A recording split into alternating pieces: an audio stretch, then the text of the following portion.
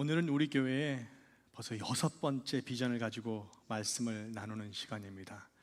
저희 텔레비에 보면은 이제 계속 돌아갑니다. 비전 1, 2, 3, 4, 8까지 돌아가요. 비전이 잘 생각이 안 나시는 분들은 텔레비 앞에서 계속 기다리시면 언젠가는 비전이 나옵니다. 오늘 비전을 한번 다 같이 한번 읽어볼까요? 섬김과 헌신이 우리의 마음의 기쁨이 되는 교회. 오늘의 말씀, 사도행전의 약간 백그라운드를 말씀드리면은 예수님께서 하늘로 승천을 하셨죠. 그래서 예수님께서 다시 재림할 때까지 우리들을 위해서 우리를 테이크 케어해 주실 분을 보내주셨는데 그게 바로 성령님이시죠. 성령님께서 임재하셔서 초대교회가 성령의 역사를 체험하는 놀라운 일들이 일어났어요. 성령이 충만해지니까 막 방언도 하고 또 그곳에서 놀라운 역사가 일어났어요. 병도 고쳐지고 사람들이 마음도 넓어지고 사랑하고 정말 놀라운 역사들이 일어났어요. 심지어는 베드로는 그렇게 말주변이 없는 사람인데도 불구하고 다른 사람들 앞에서 딱 서가지고 막 설교를 하는데 너무 말이 잘 나오는 거예요. 그래서 사람들이 그 말 듣고 놀라운 그 말을 듣고 나서요 예수 그리스도를 영접하고 복음을 받아들이는 그러한 놀라운 역사들이 일어났어요. 그래서 많은 사람들이 모이기 시작했어요. 말씀을 듣고 은혜를 받았어요. 예수님을 구세주로 영접을 했어요. 기도를 하기 시작했어요. 세례도 받기 시작했어요. 그리고 여기서 끝이 나지 않았어요. 이들은 함께 모여서 음식을 나누었습니다. 서로 교제를 했습니다. 근데 이 숫자가 무려 몇 명인지 아세요? 3,000명이에요. 3,000명. 저희들이 주일날 예배 드리고 밥 먹을 때 아이들까지 다 하면은 아마 한 200명 되는 것 같은데 10배도 넘죠? 15배 되는 건가? 굉장히 많은 숫자가 모여서 교제를 나누고 음식을 나누었습니다. 저희들은 단순히 정말 많은 사람들이 모였구나, 이렇게 생각할 수가 있어요. 그런데 이것을 아버지들의 관점이 아닌 어머님들의 관점으로 한번 읽어보면 다른 것이 보입니다. 서로 사귀는 일과 빵을 떼는데 힘썼다라고 써 있어요. 영어 성경에는 이들은 서로 음식을 나누었다라고 말을 하고 있어요. 어머님의 마음으로 이 성경 구절을 읽게 되면 우리가 보지 못하는 것을 볼 수가 있어요. 서로 음식을 나눴다 그러면은 아버님들은 그래 뭐 음식을 나눴는지 뭐 그랬나 보네 이렇게 생각할 수 있어요. 근데 어머님들 그러면 어떤 생각이 갑자기 드세요? 그렇죠. 도대체 누가 그 많은 음식을 준비했을까? 남자들은 그런 생각을 잘 안 해요. 근데 여자분들은 딱 보니까 그래 그럼 누구는 준비를 했을 거 아니야. 정말 대단한 일이죠. 그때 뭐 음식을 사러 갔겠어요? 뭐 피자를 오더했겠어요? 그 많은 사람들을 위해서 음식을 만들었겠죠. 쉽지 않았겠죠. 정말 수고와 섬김이 없이는 초대교회에 그런 부흥이 있을 수가 없었어요. 교회란 섬김이 없이는 이루어질 수 없습니다. 우리 교회에도 예배를 드린 뒤에 모든 성도님들이 교제를 나눌 때가 많죠. 오늘도 식사를 할 거예요. 이 메뉴를 보니까 자꾸 그 음식이 자꾸 생각이 나서 입에서 침이 나오면 근데 그것을 위해서 봉사하는 사람들이 많아요. 제가 토요일 날 대부분 교회에서 시간을 보냅니다. 새벽기도 끝나고 잠깐 집에 갔다 올 때도 있고 계속 있을 때도 있고 그러면 중고등부 아이들도 예배 드리는 것도 볼 수 있고 또 그렇게 되면 다음 날의 교제를 위해서 많은 분들이 와서 준비하시는 걸 볼 수가 있어요. 근데 그때마다 저는 은혜를 받아요. 솔직히 힘들잖아요. 월요일부터 금요일까지 일하는 거 쉽지 않아요. 그런데 토요일 날 오셔서 막 음식을 준비하시는데 인상을 쓰면서 준비하시는 게 아니에요. 그냥 무슨 잔치가 난 것처럼 막 웃음도 있고 막 서로 얘기하시면서 기쁨이 넘치는 그런 일들이 보였어요.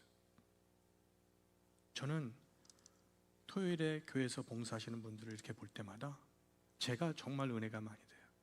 제가 이 말씀을 준비하면서 그 모습을 계속 상상하면서 설교 말씀을 준비했어요. 너무 감사하더라고요. 힘들겠죠. 힘들지 않으면 거짓말이죠.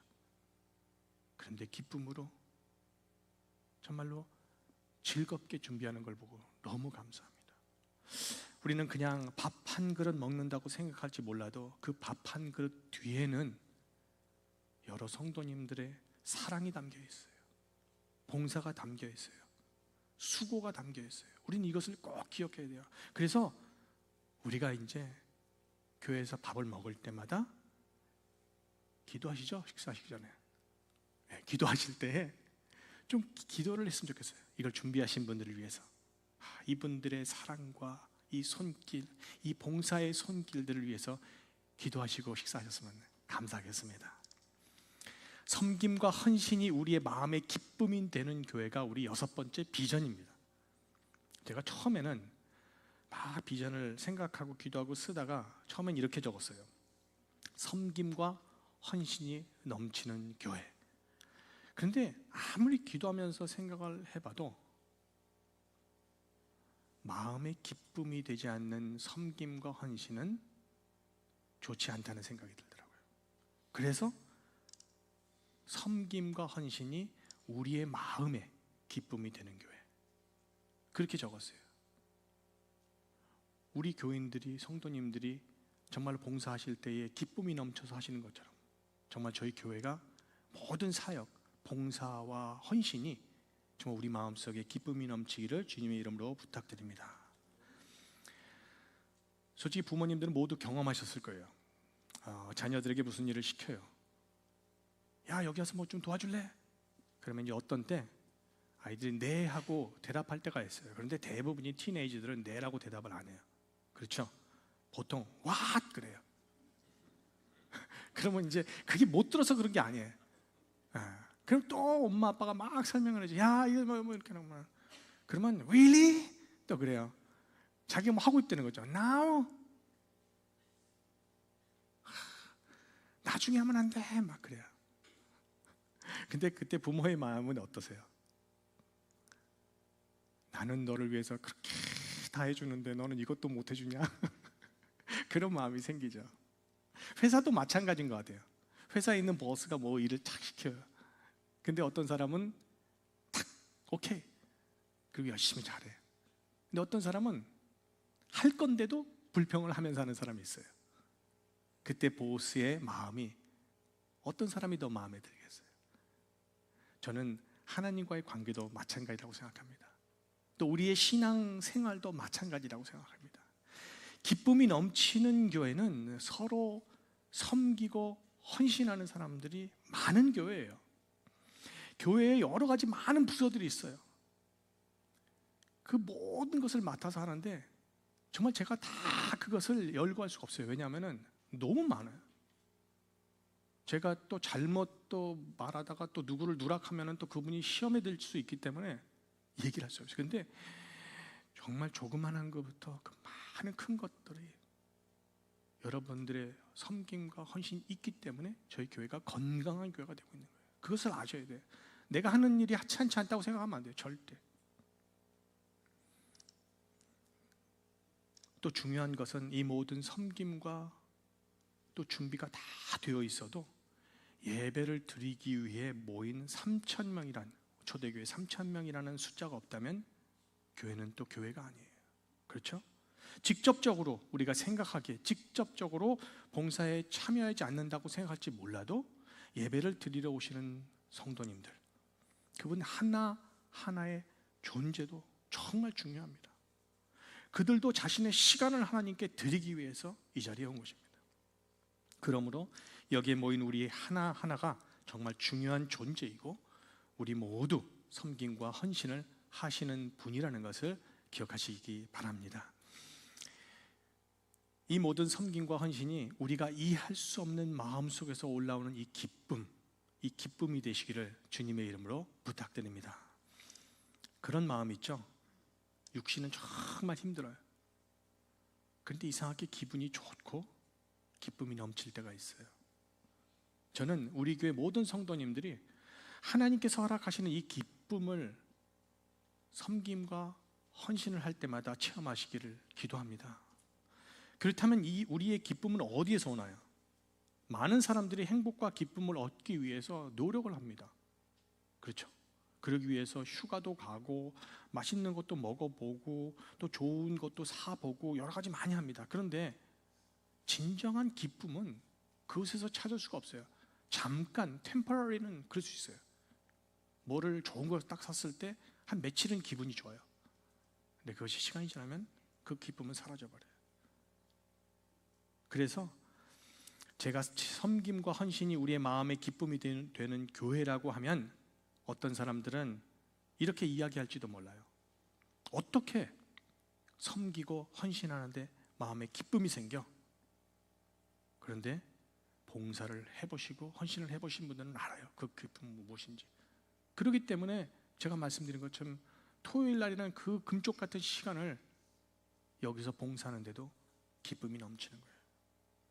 봉사를 한다, 섬기다라는 말은 다른 말로 표현하면 내가 받은 은사를 나눈다라고 말을 할 수가 있습니다.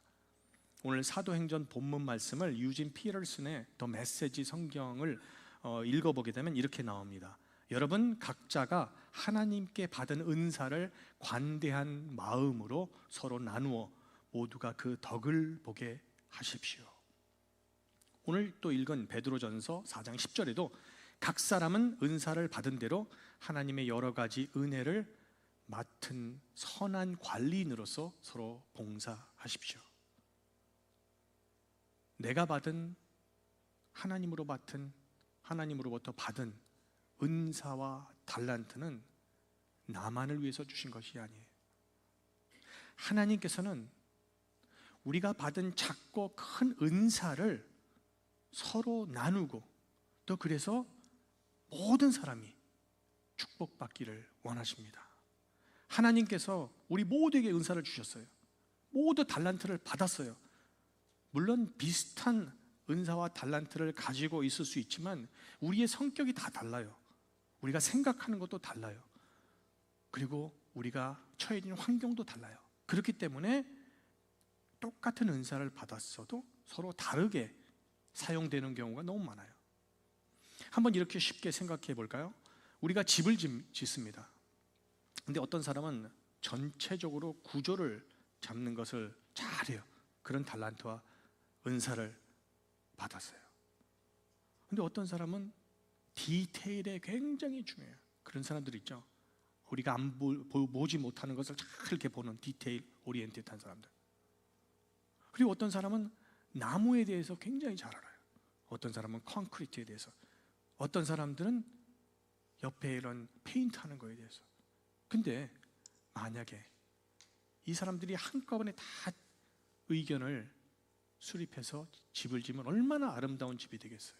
그런데 만약에 바깥에서 스트럭처만 볼 수 있는 사람이 집을 짓는다면 그 안의 디테일은 별로겠죠. 디테일만 신경 쓰는 사람은 바깥의 스트럭처가 좀 이상할 거 아니에요. 제대로 된 집을 지으려면 모두가 하나가 되어서 집을 지어야 돼요. 그런 것처럼 저희 교회에 달란트를 받은 분들이 달란트 다 있지만 정말 여러분들의 달란트를 제가 볼 때마다 놀라워요. 너무 달란트를 많이 받으셨어요. 우리 교회 성도님들은. 이분들이 하나가 되어서 하나님께서 원하시는 그러한 교회를 이루어 나갈 때 정말 저희 교회는 건강한 교회, 정말 하나님께서 원하시는 교회, 주님이 주인이 되시는 교회가 될 줄 믿습니다. 제가 첫 번째 설교를 한 거 기억나시죠? 함께. 저는 언제나 이것을 강조하고 싶습니다. 함께 할 때에, 여러 은사와 달란트가 함께 모일 때에 정말 더 좋은 일이 일어납니다. 전도서 4장 9절에 혼자보다는 둘이 더 낫다, 두 사람이 함께 일할 때 더 좋은 결과를 얻을 수 있기 때문이다라고 말을 하고 있습니다. 우리는 이것을 꼭 기억해야 돼요. 제가 언제나 말씀드리죠. 혼자 하는 거 쉽습니다. 하지만 같이 함께하면 더 좋은 것을 만들어낼 수 있습니다.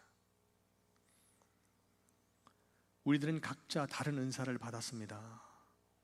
왜 나는 다른 사람이 가지고 있는 은사가 없지? 라고 이야기하기보다는 내가 받은 은사에 대해 감사하는 사람이 되는 것이 정말 중요합니다. 자꾸 다른 사람의 은사만을 보고 부러워하게 되면 내가 받은 은사가 무엇인지를 절대 볼 수가 없어요. 볼 수 없는 것뿐만이 아니죠. 내가 가지고 있는 은사는 초라해 보이고 또 하찮아 보이기 시작합니다. 다른 사람의 은사와 나의 은사를 비교하게 돼요. 그러면 봉사할 때도 기분이 나빠집니다. 화가 납니다. 어렸을 때부터 비교를 당한 사람은 성장했어도 계속 비교를 하게 돼요. 우리가 사는 사회는 경쟁이 정말 치열합니다. 특별히 한국 사회는 경쟁이 굉장히 심한 사회라고 이야기할 수 있습니다. 미국의 작가 겸 유튜버로 활동하고 있는 마크 맨슨이라는 사람이 있습니다.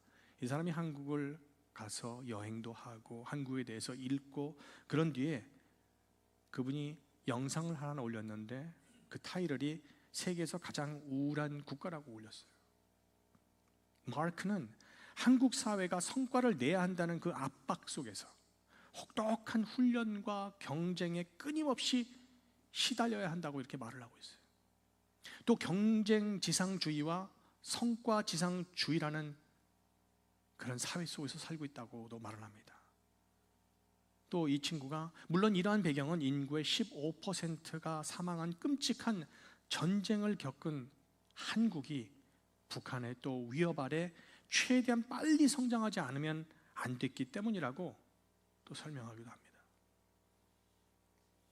그런데 이렇게 심한 경쟁 사회에서 살아가는 사람들은 다른 사람들과 비교하는 것이 아주 굉장히 자연스럽고 일상입니다. 예를 들어서 부모님들이 아이들에게 이렇게 말하죠.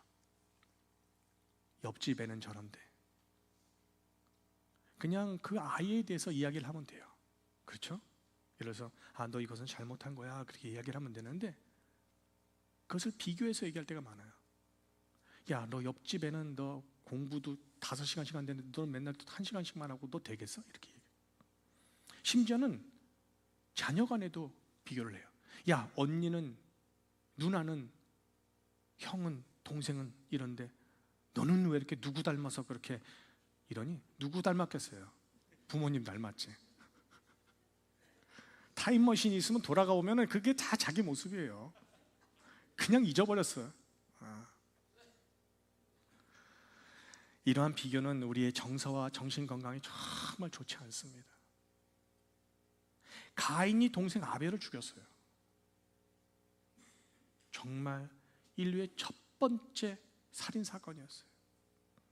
그런데 왜 이러한 좀 비극적인 일이 일어났을까요?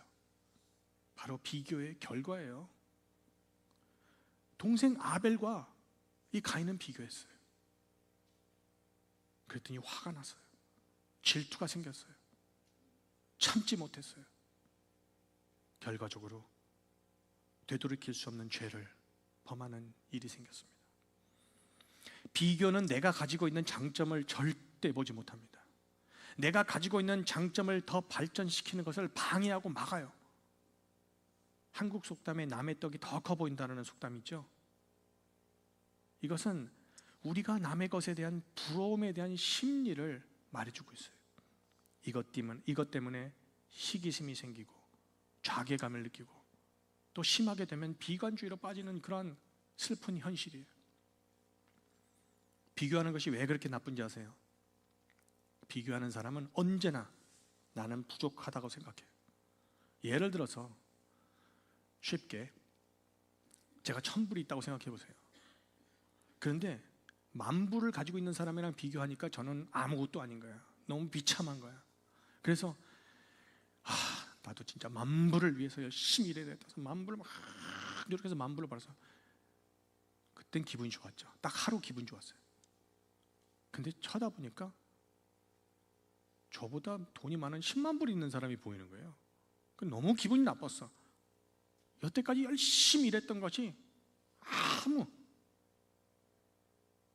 소용이 없는 거예요. 그래서 또 열심히 또 일해서 100,000불을 딱 벌었어요. 만족할 것 같고 기분이 좋을 것 같죠. 그랬더니 그 다음에 뭐가 보여요? 100,000불 있는 사람이 보이는 거예요. 끝도 없어요. 그러다 가는 거예요, 저희는. 그렇죠? 얼마나 불쌍한 인생이에요. 언제 갈지도 모르는데. 신앙생활도 마찬가지입니다. 내가 가지고 있는 은사와 달란트를 가지고 섬기면 돼요. 예를 들어서 어떤 사람은 청소를 할 때 기분이 좋아요. 그런 은사가 있어요. 그렇잖아요? 어떤 분들은 이렇게 닦으면서 깨끗해지는 게 굉장히 기분이 좋으신 분들이 계세요. 그럼 그것을 가지고 섬기면 돼요. 근데 만약에 내가 청소를 하다가 내가 참 왜 나는 이런 걸 하지? 기분이 나빠지면은 어떻게 돼요? 화가 나겠죠. 또 조용히 남의 말을 들어주는 그런 은사를 가진 사람이 있어요. 저는 이러한 은사를 가진 사람이 정말 이 시대에 필요한 사람이라고 저는 생각해요. 그런데 우리가 살고 있는 세상은 자신을 어필해야 하고 말을 해야 하는 시대에 살고 있어요. 그래서 말을 하지 않으면 알아주지 않는다는 그런 생각을 가지고 있어요. 하지만 교회는 이렇게 조용히 우리가 잘 알지 못하는 곳에서 섬기시는 분들, 조용히 남의 말을 들어줄 수 있는 이런 분들이 더 많아질수록 더 건강하고 더 좋은 교회가 될 수 있어요. 그래서 우리들은 우리가 무슨 은사를 받았나 다른 사람들과 비교하지 않았으면 좋겠습니다. 내가 하나님께 받은 은사가 나한테 꼭 필요한 은사입니다. 내가 받은 은사가 내가 속해 있는 교회에 꼭 필요한 은사입니다. 우리는 받은 은사에 감사할 수 있는 성숙한 신앙인이 될 수 있기를 기도합니다. 그렇다면 우리가 섬기고 헌신할 때 가장 중요한 것은 바로 섬김의 원동력이 어디에서 나오냐입니다. 사전에서 정의하는 원동력의 뜻은 사물의 활동이 있게 하는 근원적인 힘이라고 정의하고 있습니다. 그렇다면 우리의 섬김과 헌신을 가능케 하는 근원적인 힘이 어디서 나오는 것이냐는 것입니다. 이 답이 오늘 본문에 나와 있습니다. 베드로전서 4장 11절, 봉사하는 사람은 하나님께서 주시는 힘으로 봉사하는 사람답게 하십시오. 하나님께서 우리에게 허락하시는 힘, 능력, 믿음을 가지고 봉사하는 것입니다. 사람들이 봉사를 하다가 시험에 드는 경우가 종종 있어요. 이것은 하나님께서 우리에게 허락하시는 힘과 능력으로 하지 않기 때문입니다. 물론 처음 시작은 하나님께서 주시는 힘으로 시작을 했을 거예요. 그래서 기뻤어요. 그런데 하다 보니까 힘이 들고 짜증나고 화가 나고 그러다 보니 하나님께서 주시는 힘보다는 내가 억지로 나의 힘을 가지고 나의 능력을 가지고 하다 보니 육신도 지치고 영도 지치고 그러다 보니 화가 나는 겁니다. 그래서 봉사를 할 때 가장 중요한 것은 나의 능력과 힘으로가 아닌 하나님께서 허락하시는 힘과 능력으로 섬기는 것입니다. 그렇다면 어떻게 하면 하나님께서 허락하시는 힘과 능력으로 봉사를 할 수 있을까요? 봉사는 신앙생활의 일부이자 연장선입니다.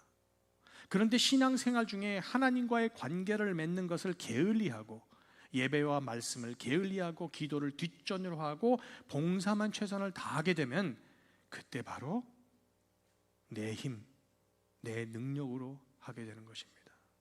그러므로 우리들은 봉사를 해도 예배와 말씀 또 기도를 더 열심히 해야 할 것입니다. 그래야 하나님께서 허락하시는 힘과 능력으로 봉사를 할 수 있게 됩니다. 섬김과 헌신은 하나님과의 올바른 관계를 통해 이루어져야 합니다. 말씀을 정리합니다. 교회는 섬김 없이 이루어질 수 없습니다. 섬김은 마음에서 우러나오는 섬김이어야 합니다. 또 그리고 섬김과 헌신은 우리가 하나님께 받은 은사를 사역을 위해 사용하고 또 나누어서 모두가 축복을 받는 것입니다. 은사를 나눌 때 절대 저희들의 달란트를 나눌 때 절대 다른 사람들과 비교하면 안 됩니다. 마지막으로 섬김과 헌신의 원동력은 하나님께서 나의 능력과 나의 힘이 아닌 하나님께서 주시는 능력과 힘이어야 됩니다. 하나님께서 주시는 힘과 은사를 가지고 마음에서 우러나오는 섬김과 헌신을 할 때 우리는 진정한 기쁨, 누구도 이해하지 못하는 기쁨을 마음에 누릴 수 있습니다. 우리의 모든 성도님들이 하나님께서 허락하시는 힘을 가지고 하나님께 받는 은사와 달란트를 하나님의 사역을 위해 열심히 헌신할 때 마음속에 우리가 상상할 수 없는, 이 세상 사람들이 알 수 없는 그 기쁨과 축복이 함께 하시기를 주님의 이름으로 축복하고 기도합니다.